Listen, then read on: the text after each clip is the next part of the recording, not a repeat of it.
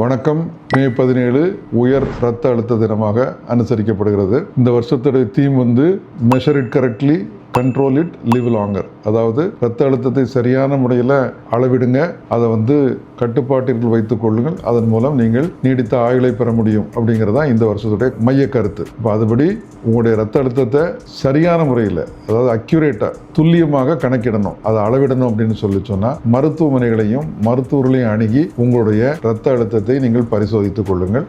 அது மூலமாக உங்களுடைய இரத்த அழுத்தம் இயல்பாக இருக்கா இல்லை அதிகமாக இருக்காங்கிறத தெரிந்து கொள்ள முடியும். ஒன்று. இரண்டாவது என்ன அப்படின்னு சொன்னால் கண்ட்ரோல் பண்ணுறது, லைஃப் ஸ்டைல் மாடிஃபிகேஷன். அதில் வாழ்க்கை முறை மாற்றம். வாழ்க்கை முறை மாற்றம் அப்படின்னு சொன்னால் ஒன்று உணவு கட்டுப்பாடு, ரெண்டாவது உடற்பயிற்சி. உணவு கட்டுப்பாடை பொறுத்த வரைக்கும் நம்முடைய உணவில் சேர்த்து கொள்ளக்கூடிய உப்பின் அளவை குறைத்து கொள்ள வேண்டும். உடற்பயிற்சின்னு சொன்னால் நாம் செய்ய வேண்டியது என்ன அப்படின்னு சொன்னால் எல்லாருக்கும் பொதுவானதுங்கிறது நாம் நடைப்பயிற்சி செய்வதன் மூலம், அதாவது ஒரு நாளைக்கு 30 நிமிஷம் நடைப்பயிற்சி செய்வதன் மூலம் ஒரு சராசரியான உடற்பயிற்சியாக அது அமைகிறது. அது முக்கியமான விஷயம்.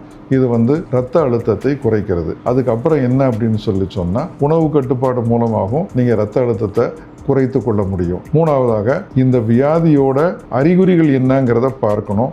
இரத்த அழுத்தம் அதிகமாக போகும்போது நிறைய பேருக்கு தூங்கி எழுந்த உடனே பின்மண்டையில் தலைவலி வர்றது, அதுக்கு பிறகு தலை சுற்று போன்றது அல்லது கண் இருட்டடிக்கிறது, இது போன்ற சில அறிகுறிகள் வரலாம். அறிகுறிகள் இல்லாமலேயே இரத்த அழுத்தம் அதிகமாக இருக்கலாம். அதனால தான் இதை நாம் சைலண்ட் கில்லர் அப்படின்னு சொல்கிறோம். இந்த உயர் இரத்த அழுத்தத்தின் காரணமாக ஏற்படக்கூடிய பாதிப்புகள் சொன்னால் கண் பார்வை இழப்பு, பக்கவாதம், மாரடைப்பு, சிறுநீரக செயலிழப்பு, காலில் இரத்த ஓட்டம் குறையறனால கால் இழப்பு ஏற்படுறது, இது போன்ற மிக ஆபத்தான வியாதிகளை இந்த உயர் இரத்த அழுத்தம் ஏற்படுத்த முடியும். அதனால இரத்த அழுத்தத்தை கட்டுப்பாட்டிற்குள் வைத்துக் கொள்வது மிக மிக அவசியமான ஒன்று. அதுக்கப்புறம் நம்முடைய லைஃப் ஸ்டைலுக்கு அப்புறம் பொதுவாக சொன்னோம் அப்படின்னு சொன்னால் சரியான முறையில் சரியான சிகிச்சையை நீங்க மேற்கொள்ள வேண்டும். கட்டாயமாக மருத்துவமனைகளையும் மருத்துவர்களையும் அணுகி உங்களுடைய இரத்த அழுத்தத்தை அளவிட்டு கொண்டு அதற்கான சரியான சிகிச்சையை மேற்கொள்வதன் மூலம் உங்களுடைய வாழ்நாளை நீட்டித்து வாழ முடியும் என்று உறுதியாக கூறுகிறேன்.